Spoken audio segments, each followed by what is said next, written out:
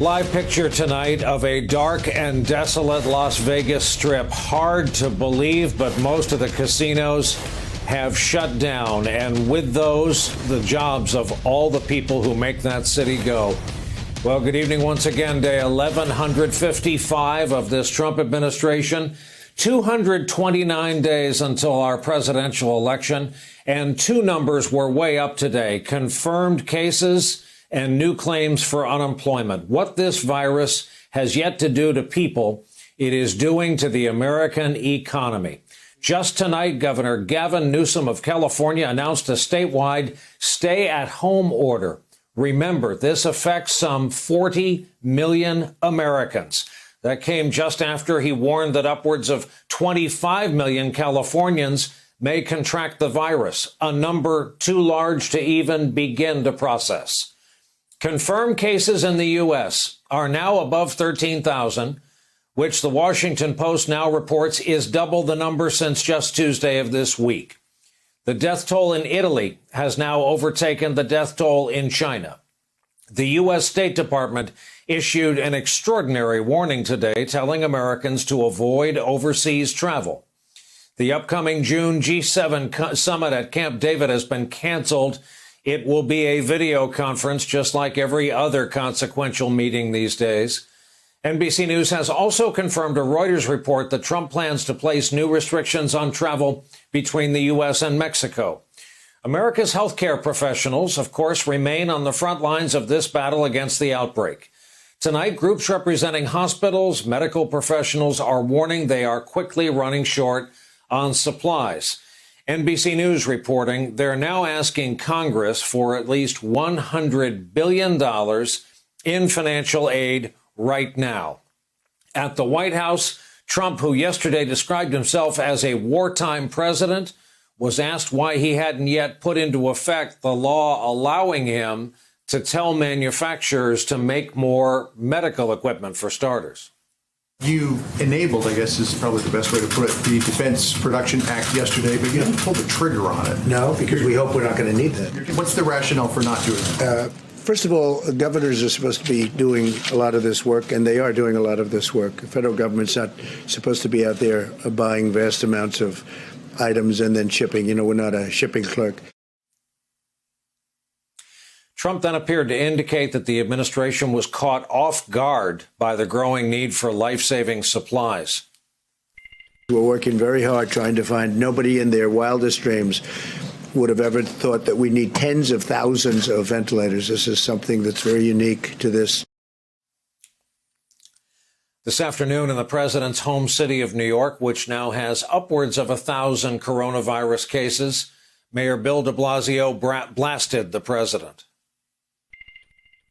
Will only say to the president, I don't understand. And I think there are millions and tens of millions of Americans who don't understand what you are doing right now. You are not using the tools of your office. Through the Defense Production Act, the president can authorize the Department of Health and Human Services to order manufacturers to provide materials and services and to use their private facilities for manufacturing needed items. That has not happened. On the matter of treatment, Trump also announced he was directing the FDA to push forward with tests for two drugs already used for other illnesses. Earlier this week, we began the first clinical trial of a vaccine candidate for the virus, and that was launched in record time. We're also pursuing antiviral therapies, a drug called chloroquine, and some people would add to it hydroxychloroquine. We're going to be able to make that drug available by prescription or state remdesivir. And that's a drug used for other purposes. That drug also has been approved or very close to approved in that case by the FDA. Note that there's been no FDA approval yet for these treatments. And now to those suddenly out of work. The U.S. Department of Labor reported 281,000 new claims for unemployment insurance just last week. The latest Republican aid bill emerging in the Senate is $1 trillion in stimulus. That includes direct cash payments for some Americans. NBC News reporting the White House wants to see a vote on the bill on Monday. Trump ally, South Carolina Republican Lindsey Graham, was asked about the potential for getting the bill to the floor with minimal delay. Senator, we don't know the timing. Can you still get this done, like early next week, if all these? We don't. We're going to get our ass kicked. So Democrats are having a lot of these. Democrats are having a lot So of. that's why I think we'll do it. Democrats are having. I'll be the same first one to kick discussions. myself. And speaking of the Senate, Republican Richard Burr of North Carolina, who famously enjoys his privacy, is squarely in the public eye and public conversation tonight. NPR reporting that Burr, chairman of the Senate Intelligence Committee, warned a small group of his constituents and donors 3 weeks ago to get ready for the severe economic and societal effects of the coronavirus, according to a recording of his remarks obtained by NPR. There's one thing that I can tell you about this. It is much more aggressive in its transmission than anything that we have seen in recent history. It's probably more akin to the 1918 pandemic. Senator Burr's warning came on February 27th, the same day Donald Trump said this. It's going to disappear. One day it's like a miracle. It will disappear.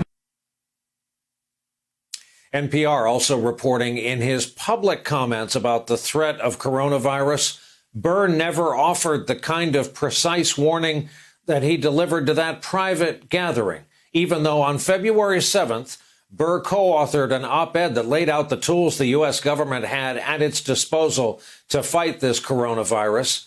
ProPublica also reports tonight that Senator Burr sold up to $1.7 million in stock after reassuring the public about coronavirus preparedness. ProPublica notes the sales were on February 13th, around the same time his committee was receiving daily coronavirus briefings.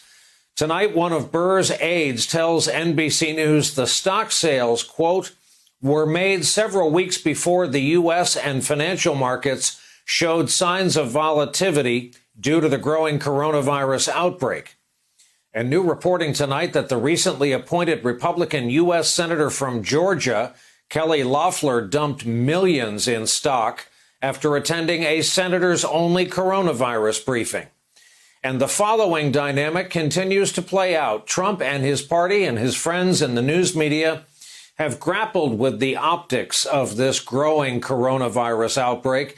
They have often and pointedly taken great pains to refer to it as the Chinese virus and worse, even though medical experts and the World Health Organization say that's inaccurate, not to mention stigmatizing.